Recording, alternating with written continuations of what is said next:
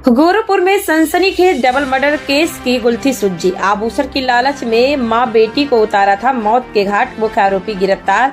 Gorakhpur police ने 25 नवंबर को हुए दिल दहला देने वाले डबल मर्डर केस का खुलासा कर दिया है। शाहपुर थाना क्षेत्र के आवास विकास कॉलोनी में एक ही परिवार की मां और बेटी की हत्या सिर्फ और सिर्फ सोने के गहनों के लूट के लिए की गई थी। गोरखपुर के एसपी सिटी अभिनव त्यागी ने प्रेस कॉन्फ्रेंस कर इस घटना का खुलासा किया। आज पुलिस ने शाहपुर के आवास विकास कॉलोनी निवास व इस जघन्य हत्याकांड के मुख्य आरोपी 28 वर्षीय रितेश रंजन उर्फ रजत को गिरफ्तार कर लिया। आरोपी कोई बाहरी व्यक्ति नहीं बल्कि मृतकाओं का अच्छी तरह परिचित था और अक्सर उनके घर आता जाता था। पुलिस पूछताछ में आरोपी ने कबूल किया कि उसने मृतका के हाथों में सोने की चूड़ियां और घर के अलमारी में रखे सोने के गहने तथा नकदी देख रखी थी। लूटपाट की नीयत से 25 नवंबर को वह घर में घुसा और हथौड़े से दोनों पर ताबड़तोड़ वार कर उनकी हत्या कर दी। हत्या के बाद उसने सोने के गहने और नकदी लूट ली। वहीं पुलिस ने आरोपी के पास से चोरी किए गए सोने के आभूषण, कुछ गहनों को बेचकर कमाए पैसे से खरीदे नए गहने और एक महंगा मोबाइल फोन बरामद किया, जिसकी कुल अनुमानित कीमत करीब 5 लाख रुपए बताई जा रही है। इसके साथ ही आरोपी के पास से 50,000 रुपए नकद हत्याकांड में इस्तेमाल किया गया खून से सना हथौड़ा और इस घटना में प्रयुक्त एक्टिवा स्कूटी को भी बरामद कर लिया है।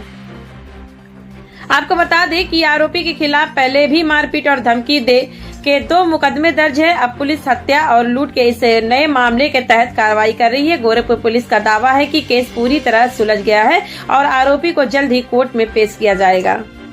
थाना शाहपुर पे 23/24 की रात को डबल मर्डर की घटना हुई थी। उसी के क्रम में वरिष्ठ पुलिस अधीक्षक महोदय के निर्देशन में उसका सफल अनावरण किया गया है एवं उसके आरोपी रितेश रंजन उर्फ रजत को गिरफ्तार कर लिया गया है। रितेश के पास से बरामदगी में जो चोरी किए गए 1 अदद पीली धातु की चेन करीब 70 ग्राम की, जो गला की पीली धातु है वो करीब 18 ग्राम, 1 अदद अंगूठी, एक चोरी के पैसे खरीदा गया मोबाइल एवं चोरी के 50,000 रुपये बरामद किए गए हैं। उसके पास से प्रयोग किया गया हथौड़ा भी बरामद किया गया है। जो आरोपी है एवं जिनकी मर्डर किया गया था उन आपसी जान पहचान थी, पहले से घर में आना जाना था। उसी क्रम में उस दिन घर में आके उसने यह कृत्य कारित किया। जितना भी घर से सामान चोरी किया गया था वो रिकवर कर लिया गया है एवं अगली विधिक कार्रवाई की जा रही है। सर, हमले की वजह क्या थी? करीब 1 महीने से इसका जो घर में आभूषण थे वह घर में जो कैश रखा हुआ था उस पर नज़र थी।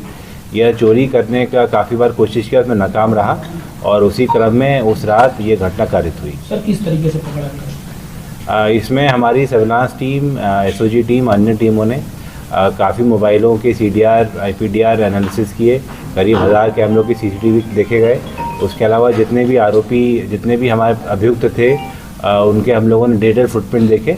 उसी के आधार पे ये आरोपी हमारा चिन्हित हुआ और उसने कल पूरा अपना आरोप है वो कबूल कर लिया। प्रॉपर्टी विवाद भी बताया जा रहा था, कुछ उससे लेना नहीं दिया। अभी मुख्य आरोपी को अरेस्ट कर लिया गया है, बाकी जांच की जा रही है। कुछ भी आता है तो उसके बारे में जानकारी दी जाए। आपराधिक रिकॉर्ड में क्या है? 2 आपराधिक रिकॉर्ड में जो आरोपियों के 2 अपराध हैं, जो 2021 के, जो 23 के मारपीट के मुकदमे। सर, हथौड़ा वही किया था या लेके?